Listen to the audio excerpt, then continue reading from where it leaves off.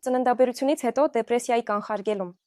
Երեխայի լացը իսկապես կարող է առաջացնել շատ բացասական զգացումներ, որոնք վերահսկելը հատկապես դժվար է հոգնածության ֆոնին։ Թող ձեր սպասելիքները ծնող լինելուց լինեն իրատեսական։ Նորածինները միայն վարդագույն, երկնագույն ժապավեններ, ժպիտներ ու քնքուշ պահեր չեն։ Դա 24 ժամ տևող բարդ աշխատանք է։ Եվ հոգնելը, հիասթափվելը, քեզ անկատար ծնող զգալը, նույնիսկ երեխայից նեղանալը նորմալ է։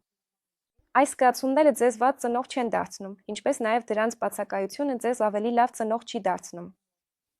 Եթե զգում եք, որ զգացմունքները չափազանց ուժեղ են և չեք կարողանում ձեզ վերահսկել, ամենալավը կլինի երեխային դնել անկողնում և մի քանի վայրկյանով դուրս գալ մյուս սենյակ, հանգստանալ, շնչել։ Թող մի քանի րոպե լացի, դա վտանգավոր չէ։ Իսկ ահա ուժասպառ ծնողի ազդեցությունը իրականում կարող է հետևանքներ ունենալ։ Որպեսզի այդպիսի իրավիճակները հազվադեպ լինել, ամենալավը կլինի երեխայի խնամքին ներգրավել մի քանի մեծահասակների, որպեսզի միայն մայրը չկրի այդ ծանրությունը, այլ նաև ընտանիքի մյուս անդամները։ Եթե յուրաքանչյուրը կարողանա մի փոքր հանգստանալ, ձեզ համար շատ ավելի հեշտ կլինի հաղթահարել այս առաջին ոչ հեշտ ամիսները։